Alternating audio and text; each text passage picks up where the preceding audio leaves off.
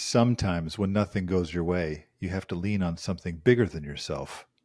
We're going to talk about that today on the Manspace. Welcome to the Manspace podcast. We're your hosts, Doctors Matt Brown and Rob Porter, and clinical therapist Mike Porter. Welcome, spacemen. Nothing's going our way technology-wise. Don't lean on the internet. That's true. Don't make the internet your higher power. People do.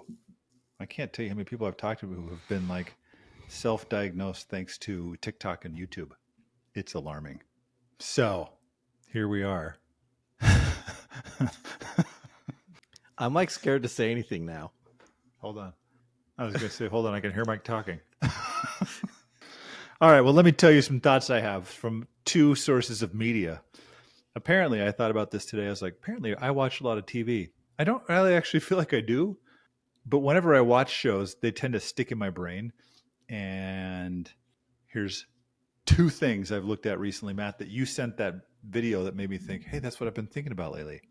Two brain stickers. Number one, brain stickers. That's another shirt. Manspace podcast. Brain stickers. Let us be your brain stickers. So, number one, there's a show, maybe I mentioned this previously, called Reservation Dogs on FX you were telling or us. Hulu. Uh-huh. So, did we talk about this on the last episode? I don't remember, but it's a Taika Waititi show that he did with a dude who's a Native American. So, it's about these four kids living on a reservation in Oklahoma. And they named themselves after reservoir dogs. Obviously. That's what I was wondering. Right? Yeah. Like they have a poster on his wall. But anyway, it's kind of interesting because in this show, there are multiple things that I thought, oh, that's interesting. That's not something that our culture does very well anymore. So you watch these kids, even at I think they're supposed to be high school age. They are high school aged. And they'll do these things that are very like ritual or sacred type rituals, like when someone dies, the things they do and the way they do them. Or even I was watching them. Won't give anything away for the show if people want to go watch it, but I was watching when they go to the ocean essentially, and the four of them all get into like a huddle and they're hugging in the ocean. That sounds weird to say, but they're hugging in the ocean and kind of like communing with one of their dead friends. And then there's a hilarious, I think I did mention this part, there's a hilarious, one of his ancestors, this spirit who shows up to talk to this character named Bear. He's freaking hilarious. Like he shows up all the time. At some point he's in the bathroom. And so this spirit shows up and he's taking a pee. And he starts telling stories about how when he used to pee with his friends when he was alive, they'd hold each other's ding dings, it's like, but so there's this element of like, they're doing this kind of funny, this character really is hilarious, but they have multiple episodes where like the spirits will appear and talk with them because they're showing this element that's like, for them, there is this sacred communion that happens with our ancestors who went before us, and we still talk with and rely on and commune with them today. And so that's one thing that I've thought is interesting, thinking about how in our culture, if you say, we've talked about this on previous episodes too, but if you say, I'm communing with the dead, then we'll say, go see a therapist because you're hallucinating. So it's seen as a bad thing. And I was also actually talking with my daughter recently. She's telling me about how when people find out that she's religious in some way, it feels like, how do you, like, I don't like that. I don't like the way that feels. And I talked with her a little bit about, it's not really, it's kind of dying down a little bit. The idea of being religious for sure is, but maybe even spiritual. Although that video you sent, Matt, had some statistics that I was like, was that just rounding up so it added up to 100%? But what do you mean? Well, at some point she mentioned that 70% of Americans identify as like religious and 30% identify as spiritual. So it was like, oh, perfect. 100%. I've looked up of the stats. population, yeah. 70%? Really? Did she say that? That surprised me. I'm pretty sure. Really surprising. Well, actually, recently I was looking up stats too, just around that, because I was like, I feel like I get different stats on these things all the time. This one is from Pew Research Center, so take it for whatever it's worth. In 2020, it estimated about 64% of Americans were Christian. So then it talks about people who are religiously unaffiliated, otherwise sometimes called nuns, Nones, accounted for 30% of the population. So still people who identify, that's roughly the same as what she's saying, except the implication with what she was saying is that 30% who are non-religious are also still spiritual. That part I don't know. Like, I don't know if anybody who would identify as non-religious would say, but I am spiritual, or I'm sure there are plenty that do. I don't know if all of them do. But it made me, well, let's talk about this video. Mike, I don't know if you saw the video. Matt, you sent it. I'm assuming you watched it. Yeah, no, and her book too is really good. We should probably throw a plug out for that. It's called The Awakened Brain, but she's a Columbia psychologist and Columbia University. And yeah, I in the book she doesn't talk so much about the awakened brain part of it. That's what I really liked about the video, because it's like this idea of a grind set that we're all in, where we're just kind of so goal focused that that we're kind of empty, like we're not grounded to anything deeper or meaningful, and so like huge increases in depression and anxiety. And that part I found, I thought that part was fascinating. The idea that I think there's so much thinking about depression and anxiety, and if we said, like a lot of people now will say, well, that's because of social media.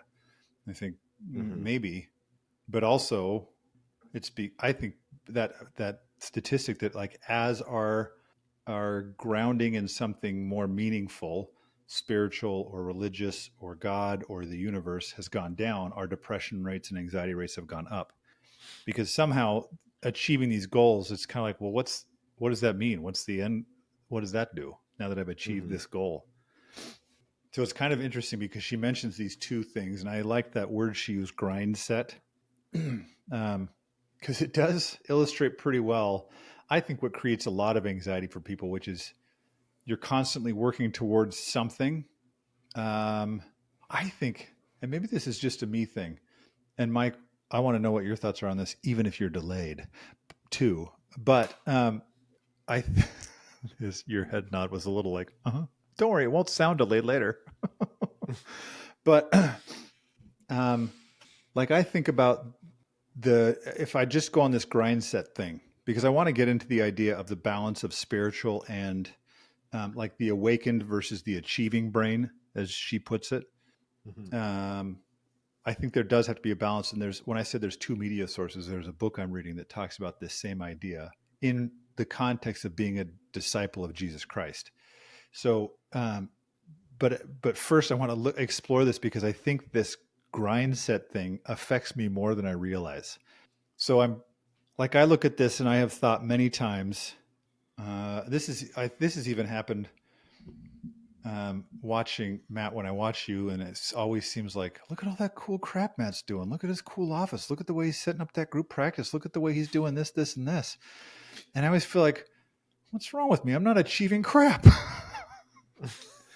And I will find myself deciding I should go achieve that same thing, even though it's something I've never wanted to go achieve.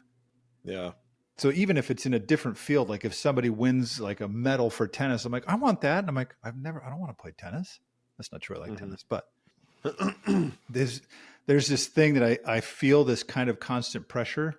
And this is an idea that happens to lots of people, where it's like, I think I think it's in Japan. I'd have to double check this and forgive me if it's wrong, but it's almost like if you fall asleep everywhere, it shows how busy and how working and how like disciplined you are. So it's actually seen as like, that guy fell asleep in the middle of a park bench because he's working so hard that he fell asleep. He's awesome.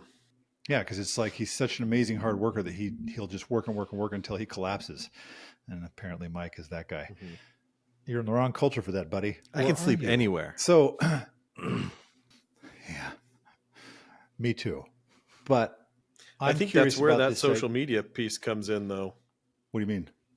Well, when you're like what you just described with the grind set, right? Where it's like getting on social media, you see everybody else's like successes Yeah. um and so you're pulled in the direction of wanting something you didn't want before and feeling bad that you haven't achieved it, but it never was the thing that you wanted in the first place. But maybe not being clear enough on what you want in the first place makes you more susceptible to that. So that's kind of that awakened part, right, where you know what's important to you, and you have regular contact with it versus most of your time being spent like chasing other people's, Yeah. other people's values, other people's goals. Yeah. Yeah. That, like, I'm curious. I don't know if like I've tried to explain this to my wife. Like, there is something that feels like a thing we've talked about before, that like as a man, your success or even your very manhood is measured by what you achieve.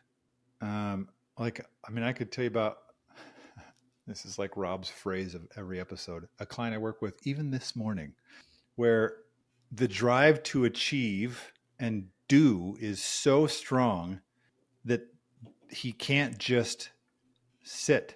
Like, literally, it causes like physical discomfort. I can't just sit here. I have to get out of here, to a point where it's going to interfere eventually, if not already, with relationships. But it's a, and I mean, I could go on about, I think has a lot to do with perceptions he has of himself that come from the way he interacted, like with his own dad and all that stuff. But it's Sure. a drive that is clearly like uh, overwhelming for him, even though it's seen as very positive, because he's been very successful, even though he's full of pain. So I guess what I'm curious about is, I can see this kind of weird struggle I have in me of feeling bad about, uh, I'll say it this way, doing nothing. Although sometimes if I'm doing nothing, that's different than deliberately doing nothing, if that makes sense, like deliberately being mindful. And if I think back to that episode with Ty that we did, where Ty is, I think Ty is actually very high achieving in many ways, but he was also um, he's very okay with being like present in a moment and not defining himself by achievements he has. So in some ways, I guess, in short, I'm asking you guys, what is your experience with feeling like you have to prove your worth through achieving, so much so, and this is what we'll get to after this, but that the other part of you, kind of the awakened self, is getting squashed? My experience with it. Yeah. Like, what does it happen to you? How does it happen to you? What's the feelings you're plagued with, Yeah. if any? It sucks. No, that's like we said last week. If I could pin if I could pin all my problems on one thing, it would be that. Like Yeah. and it's a tricky relationship because I think that I really like the pursuit of goals and achieving things, but the anxiety that it produces, or I don't know. I guess I don't know where it starts. Is it like the anxiety, good anxiety gets me on the path, and then it converts into really problematic anxiety? Um, Mm. but I think that I guess I realized kind of early on in my like becoming a therapist journey that certain practices and certain things I could do brought me like immense peace and calm, which was kind of weird because it was such a contrast to my normal state, which is constantly feeling anxious and guilty. Um, and so, which again can like be exploited very easily. Yeah. Um, but it surprised me that I could calm myself down that much. Um, and also that I could lose the memory of that so quickly too. So like I remember one of the times I was driving uh up to Austin when we were like first starting this, and I was listening to Turn the Page, like the Metallica cover of that Bob Seger song.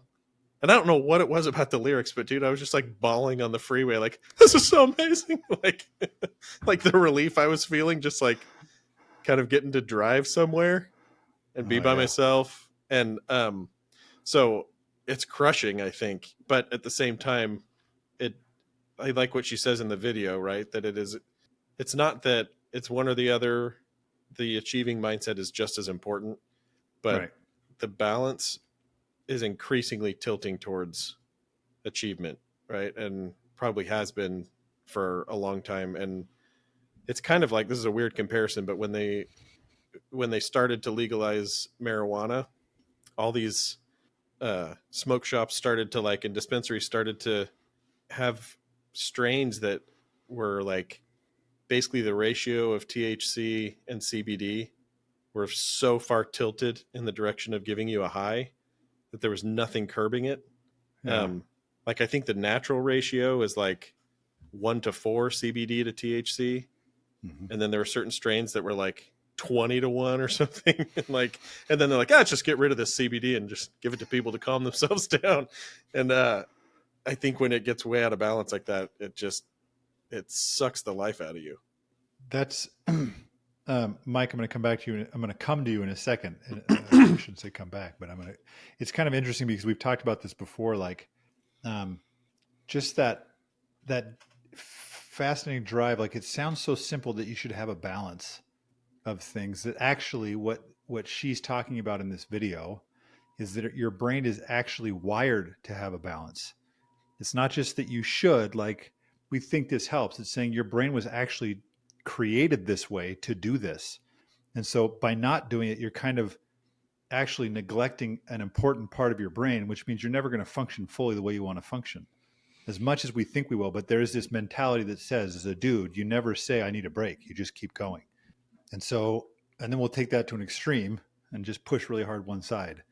And it creates depression because it's neglecting a certain part of our brain while overemphasizing another part. Just like I've thought about this with rehabbing my hamstring, of thinking, if I'm not careful, I'll compensate for this thing and it'll get really weak, and I'll start building this thing way too strong, and then suddenly it's going to ruin my gait and I'm going to create all sorts of new injuries.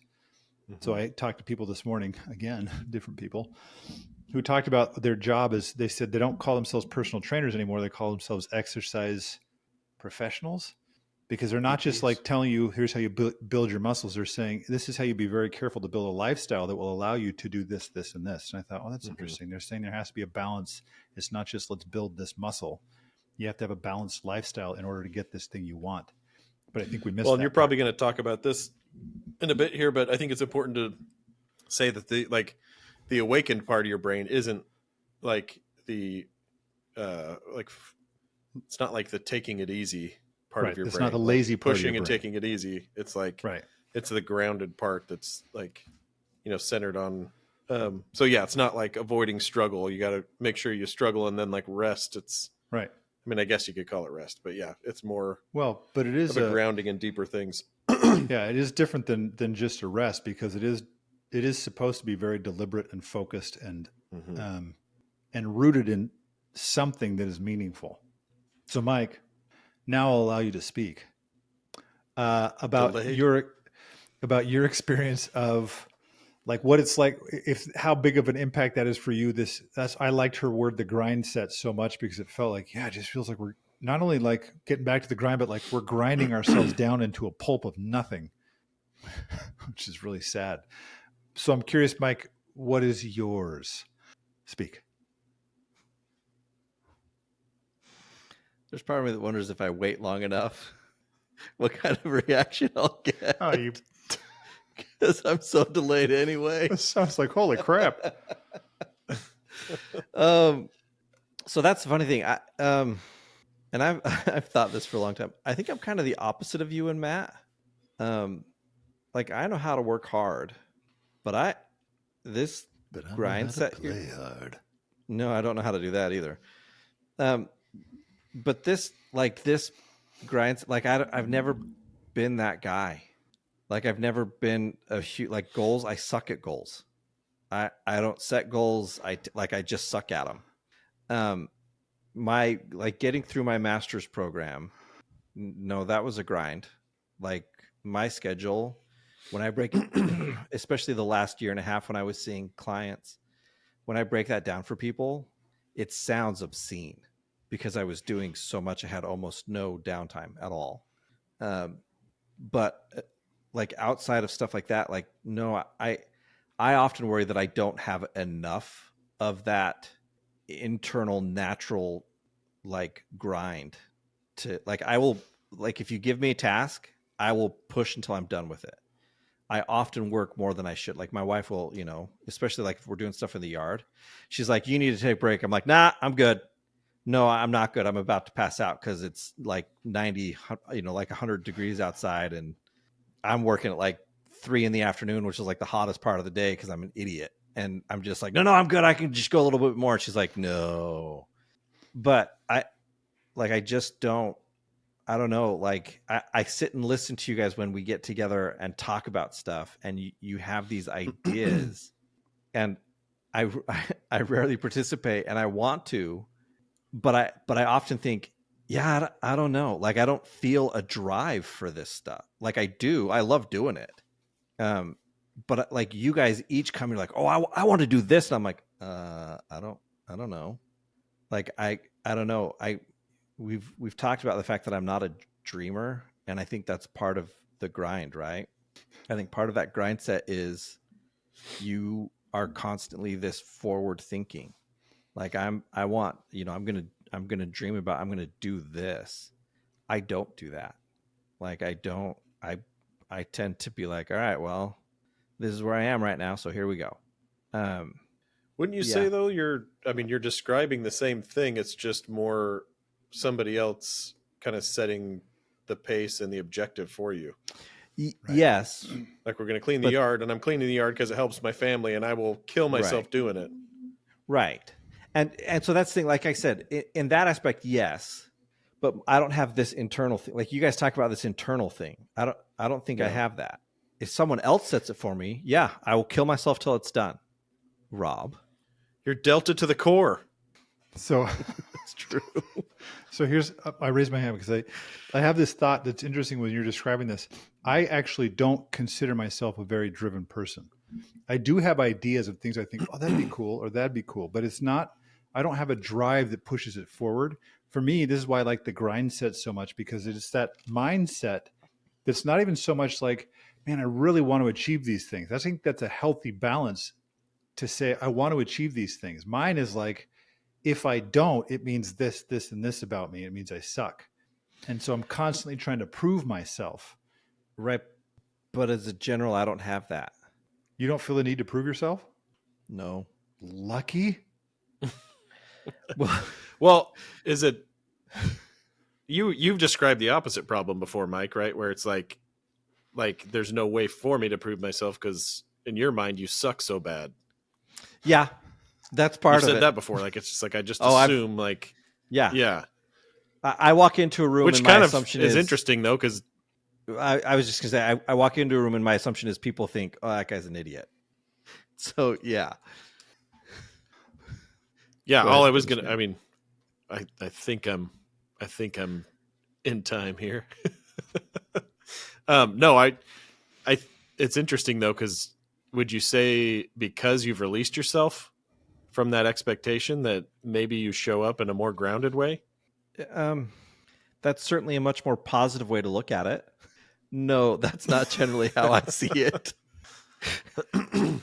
That's a much healthier, like I can see that, but no, it tends to be for me. Like I said, when I sit with you two and I hear you talk about these things, I don't necessarily feel a need to prove myself, but I do think, oh, is there something wrong with me that I don't feel this, that I don't do this thing? And maybe that goes back to the idea that socially it's not good. Like this is how socially we're kind of trained up to be, and I'm not. And so it's just another way where I don't feel like I fit the standard mold. Mm-hmm. Well, and this is what, if I jump in on that, because Matt, you're saying, do you feel like you show up in a more grounded way? I sometimes think we don't. Kind of what's being dichotomized here is you're a high achiever or you're not. Like you have the drive or you don't. Instead of saying, maybe I have a different balance or I prioritize these things differently. There have been times in my life for sure when I have felt like I've told you guys this before, like in grad school, when we first started at tech, in your first year of your PhD, you got a lot of free time because you're not plugged into a whole bunch of stuff yet. And I'd tell people I was watching a movie, they're like, how do you have time to watch a movie? I was like, how do you not? Like, even if I didn't have time, I feel like I'd make time because I don't want my life to be this. I want some sort of like, I enjoyed my life, even if it was just that grad school chunk of time, even though I didn't really enjoy grad school. But no offense, Texas Tech or Auburn, they were hard. But like, I think this is the part that I think is interesting. So to that balance part, because Mike's not necessarily saying I found a good balance. He's saying the way we're proposing it now is like, no, I don't have that drive because I decided I could never have it. And so I just like shut it down. And I show up instead in a moment feeling really present in a moment. I show up thinking, well, this isn't for me. You guys think you're going to think I suck anyway. So I'll just sit here quietly, which doesn't sound grounded. It sounds self-destructive, right? Mm-hmm. Heads up, Mike. But so like in this book I'm reading, right? It's called, Matt, have you read All Things New by Terrell Givens and Fiona? Uh-huh. So there's a chunk in there, Mike. I don't know if you've read it, but there's a part where it's talking about like scripture and discipleship, and it talks about this idea that like discipleship is supposed to be kind of a balance of doing, like being a Christian is being a doer, but also being like contemplative and quiet and mindful in order to like tap into revelation or reconnect your relationship with God or with Christ or whatever. But that for many, well, at least for our religion, right, it's tipped heavy in the direction of do, which is all achievement mindset. And we could cite various different scriptures, songs, talks that are focused on make sure you do more than anything else. Mm-hmm. And so to tell somebody just to sit and intentionally be mindful of like being present in a moment, it feels unproductive. So like when I work with youth, my first priority is always developing a relationship with the youth. Like I want them to feel like I'm their friend. But too many people feel like, well, you're just farting around and doing nothing. I think, no, I'm deliberately doing something. And it's not being lazy. It is me intentionally trying to create this thing that I think is necessary in order to do anything else. So I'm curious then because I keep thinking about this, thinking I've always considered myself actually fairly balanced, sometimes maybe tipping heavy towards the not doing something versus achieving something.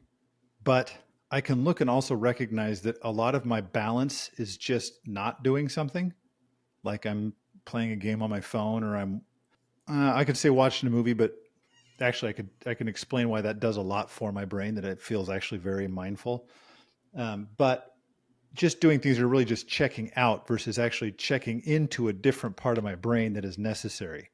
So this idea, if we kind of fleshed out first the idea of what an awakened brain is, maybe you guys will add to this, but I want to go, Matt, back to something you said because it feels like the most important part to me. Awakened doesn't necessarily mean like you give yourself time to do nothing. It does mean that you are looking for the things in your life that are meaningful to you and kind of grounding yourself in those. And that maybe then the balance is that the things you're achieving are connected to these meaningful things. If I'm working to achieve more money, okay, fine. What's the grounding in that? Well, it allows me to spend more time with my family or retire early or, I don't know, give more to charity. Cool. Then now it's based in this thing that is awakened. The awakened being what you said earlier, Matt, which is I know the things that are meaningful to me. Like I've thought through, this is what actually matters to me. Do I actually want this or this? Am I pursuing this because it's an achievement, or am I pursuing this because it means something to me? Mm-hmm. So that to me is the most important part of like the awakened brain. But what would you guys add to so that people know, like, what are we talking about when we say awakened brain? Well, I guess I'll give two examples. One from Lisa Miller's book, the woman that did that video, but another one from I don't know if I'm saying this guy's name right. It's Docker Keltner. But he's, I can't remember what he teaches at UC Berkeley, but he has a book about awe. Mm-hmm. And anyway, I think both of these are like when I think of awakened brain, I think Lisa Miller's example is, being in this psychiatric hospital that basically wasn't helping anybody. Shocker. But um, she basically just allowed the patients, or sat with the patients and allowed them space and time to observe some of their religious holidays. I don't know if everybody that she was with was Jewish, but I think that's the primary example that she shared. But it's like I'm connecting to something that's familiar, that has meaning to me, that there's good memories tied to it, and so I'm connecting with a totally different part of my brain and my experience, and my personhood, and something bigger than me. There's this bigger, bigger themes and symbolism in these events that we carry out. And I think if you're listening, think about what that is for you. Like, what are the things that have been kind of like a bigger communal, or even bigger than the community types of events that you connect to, that calm you down because they connect you to the people around you, and also something bigger than all of you. And then the book about awe. So he doesn't tie this to religion or spirituality really at all. It's just the emotion of awe, feeling in awe of something, which is kind of like bewilderment or wonder or mystery, or and I think we've trended so much more towards certainty and understandability, and like breaking things down to their smallest, most useful parts all the time, that we rarely get to stand in the presence of something that is just kind of incomprehensible. So that's why, like, but he talks about it, I guess, and you can experience this all the time, even if you are just kind of walking around in your day-to-day life. But for me, it's like getting out in the real woods. Sorry, Houstonians. I've had those moments here too, but it's harder for me because I tie it more to, like, big, huge trees and mountains and things like that. So for the past like month or more, at night, I've just been watching like YouTube videos of survival shelter builds, because I'm like, dude, this me is too. awesome. It's just really grounding and calming, right? Yeah, I watched a dude in Alaska, and I'm like, I want to do that. I want to make my own fire and cook my. It just feels very like, it feels very connected. Well, and it's interesting because it's like I have the things that I need, and really, outside of that, yeah, I mean, I'm sure living in a survival shelter for a week or a month or a year would start to suck in some ways, right? Yeah. But that's why we've created the world we have. But I think that there's something very grounding to having exactly what you need and nothing more. And and that is where I feel the most calm. But then, like you're saying, the achieving brain is like, but you're capable of much more. And I'm like, to what end though? I think that's the awakened brain question, right? Like, what's the point? Is it, going back to what you're saying, is it so that I can provide something meaningful to my family, or I can then, donate that excess to somebody who really is in need of the basic necessities that I have, or is it, just to kind of like pad my ego and soothe my anxiety that I won't ever have to go without? Like, that's where I feel like there's no end to that, right? There's no way to outrun that feeling. It chases you everywhere, and it could all vanish in a second. So I think that even as I almost think that these two states that she talks about, they don't operate in isolation of each other either.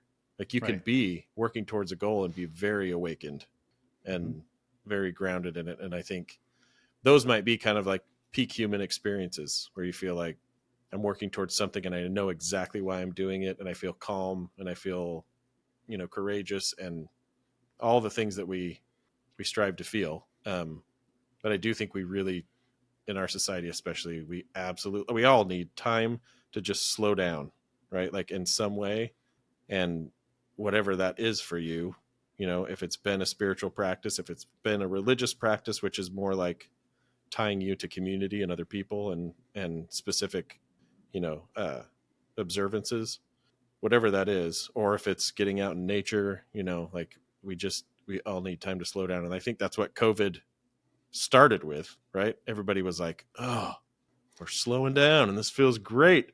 And then I think the social isolation and increasing death count and all that stuff, really kind of took center stage, and that's kind of what we were left with, obviously. But I think that initial, like, 3 weeks, guys, like in that 3 weeks, it's like everybody slowed down a ton. Mm-hmm. Yeah. Yeah, I think it's interesting, the idea of like what you're describing there. Like I thought too of, like if you say, like the practices you might have that make you feel more grounded. One of the things that she talks about was altruism, the idea of doing something just for good for somebody else for no other reason, and how much that actually does for us. Because even if you said, hey, look, I don't believe in a God or a higher power, there is still, and maybe this is a higher power, but there is still this feeling of connection that comes from like tapping into humans in that direction of like, how do I, if I'm an atheist and there is no God and there's nothing after this, then this life has to be meaningful. I have to connect to you because you're the only thing I have.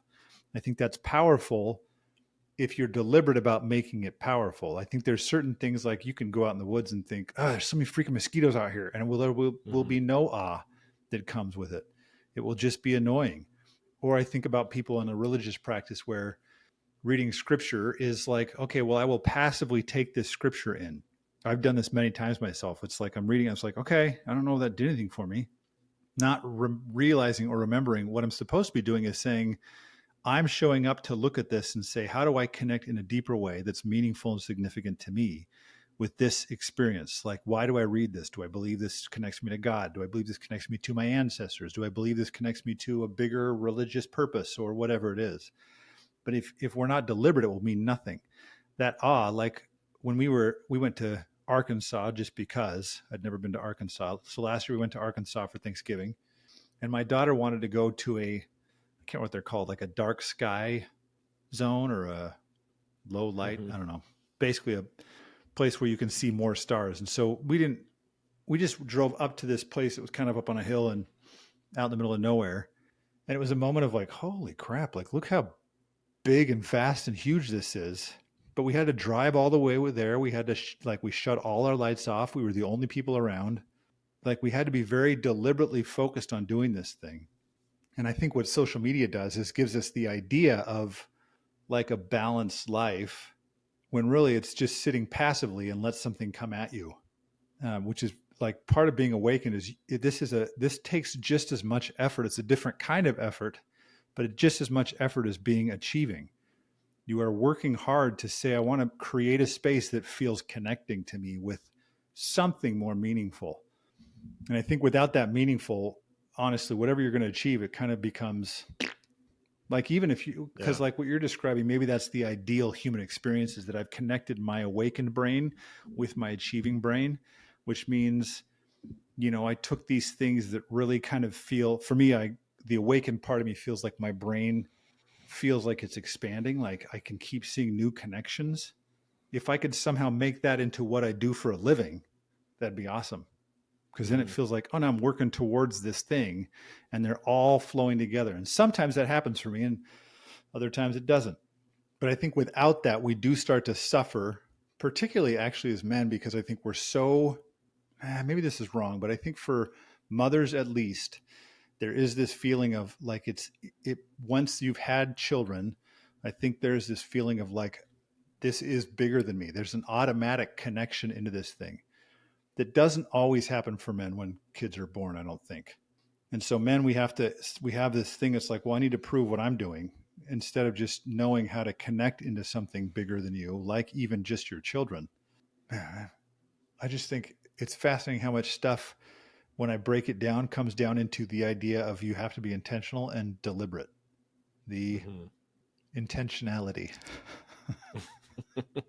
I won't say what we called that. Mike. No, like thinking about this, there's an aspect to me of like, I love routine. It's great. And routine, especially if you're dealing with something like depression or even anxiety, but depression in particular, routine can be a great thing to lean back on to kind of keep yourself functional, right? Like, nope, this is just what I do and I do it every day. But routine also has I think it can at times diminish the awakened brain. Like I will often, when I talk to clients, ask them like, what are you doing for you, right? What are you doing for your own kind of self-care? And they'll be like, well, I go to the gym. And I'm like, well, are you going to the gym because you want to, or because it's an item on your list? Or I hear, from people that are religious, well, I read scriptures, or I read the Bible. And I think, okay, because you're expected to, or because you want to? And most of the time, the answer is, well, because it's what I do. Like yeah, I should read the scriptures every day, or yeah, I should work out every day. And I think, okay, yes, it's still going to be beneficial for you, right? If you work out, those endorphins are going to kick in. Like you're going to get that regardless of your reasoning for going. But I don't think you're going to get it in the same way as if you say, no, I'm intentionally going to go do this. I'm doing this because, like Rob was saying, I want to connect to this thing, right? When it's me working out, I want to connect to my body. I want to feel and manage my body in a way where I'm controlling what it does and pushing it to do more when it doesn't want to. And I'm being very intentional about it. Or if it's, reading scriptures, I want to connect to God through scriptures. If it's, going and volunteering somewhere, right? I want to connect to this experience, to these people. And so the routine where all these things we do just because we always do them is great, but understanding why we do it. Like, what is it I get from this? What purpose does this serve? That's a question we ask all the time in therapy. What purpose does this serve for you? And I think that's part of the awakened brain is kind of understanding why these things that we do, how they are beneficial for us, what we get from them, and how they serve us. Because ultimately, if we're not understanding it, then yeah, we're going to lose out on a lot of the benefits that come from it. Not all of them. Like I said, if I'm working out every day, yeah, I don't really have to understand what that's doing for me emotionally to get the benefits of what it's going to do. But again, I do think there are some that we'll miss out on, right? Because we're not intentional about it. Well, I do think I really like that point. I actually do think working out, you lose your drive and your desire to go do it when it loses its meaning. Like if you don't know why you're doing something, things become monotonous, routine, and drudgery, and maybe even depressing. I was thinking about my son yesterday who was getting super frustrated because he's got these algebra, I don't know which one he's in, 2, I think, tests that he's doing that he's like, Dad, I can do them fine. He's like, I don't know. The last 2 tests I got 100% on. He's like, but I don't understand why, like, it doesn't make sense to me. I can do the things they're telling me to do, but it doesn't make any sense. He's getting all frustrated. He's still getting a good grade. He's getting really the best you can do, but he's pissed because it has no meaning for him. So it feels like, this is so stupid. Why am I doing this? And over time, eventually, I think, especially as men, we're good at like, I can do this. I'll just keep going. But eventually we have to know why we're doing something. And I think that's part of the awakened brain of what we're talking about here is you have to know there has to be meaning in this. So kind of one of my take home messages is we've talked about, finding a balanced life and connecting with other friends and all sorts of things, but you have to know why you're doing it. You have to want that thing and be deliberate to make that thing. It's not just that it will come to you and you'll stumble upon it. You have to actually create space where that will happen. That's an essential part of mindfulness. I've teased my one client who used to tell me he was multitasking meditation. I was like, what do you mean? He's like, I meditate while I drive. I was like, nope. but I feel like if you're not creating that space, it's going to lose its meaning and depth and it won't have the impact you want it to. It's just like a checklist thing that becomes routinized. So I think it matters that we put this effort in and we put this deliberate, intentional time in order to become a more balanced person. Ta-da. Yes. Okay. Freaking duh.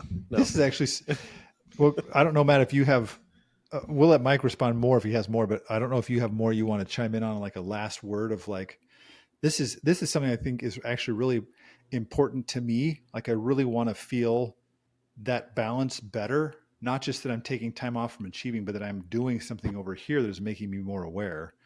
And so I want people to know that and do it more. But if you guys have any final thoughts, throw them out now. Fling it now.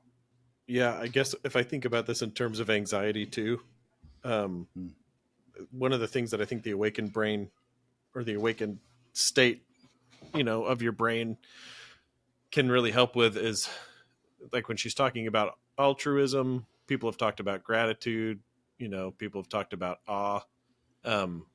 There's like in all of those states, there's a mingling of humility and also like fortitude, I guess I would call it, right? Like, because if I'm grateful for something, I'm acknowledging in a way that I had it and I lost it. Does that make sense? Like, particularly when you're exercising gratitude around loss. It's like I can handle losing it and I can embrace it when it's there. With altruism, same thing. It's like I can give, freely without fear of it being unfair or me being like unjustly dealt with or taken advantage of, but I'm like actively making that choice. I can't remember the one I said. Oh, it's like I'm leaning into the fact that I do not comprehend this, right? And I'm feeling like excited and exhilarated about the fact that I don't, but I don't feel a compulsion to tie everything in a neat bow and understand it. So it's like this, it's almost like a state of like, it's like that superposition with like quantum physics. It's kind of like, I'm okay, being both at the same time. And it makes me think a lot about like the idea of non-attachment and not getting emotionally invested in the wrong way with something. Like if I'm in a state of non-attachment and kind of in this awakened, grounded state, then as I move toward a goal, I'm doing it for very different reasons. Or if I am leaning into a relationship, I'm giving from a very different place than kind of counting my stack of resources and saying, well, here you go. Right. Or since you asked for it, I'm compelled to give it to you, but I'm really worried about, are you going to give back? Or you can just, I guess, back to those shelter videos. It's like, I've got my fire and my branches over my head, so I'm okay. Right. Like, and I could build something much more elaborate than this if I wanted to, or walk out of the woods and get a job if I wanted to, or, it's just a really freeing place to be. And again, I think like regular intentional contact, like you guys have said, like that doesn't just happen. And nobody's going to tell you to do it. Like nobody's going to say, I need this from you. I need you to go be grounded, right? Everybody around you is going to say, I need you to perform. I need you to do, I need you to, supply or provide or whatever. And I think it's important to have people around you that remind you, not so much that you need to do this, but that are doing it themselves. So you're kind of in community with people that are regularly experiencing those things alongside you. And that's why we have the Manspace. Come ground yourself and achieve. I will say one more thing too, that I think it matters that all this stuff, this is something that it's not just like you go do it and it's like, oh, there, I did it. This is something that takes kind of a consistent practice. I remember Ty on that episode about mindfulness saying that it takes about 2 years of consistent training to become kind of just generally mindful all the time. It's like 2 years. Holy crap. So practice, dudes. And then catch us next time on the Manspace. We talk about practice. We hope you enjoyed the episode. Please remember to Rate and review. please, we desperately need it.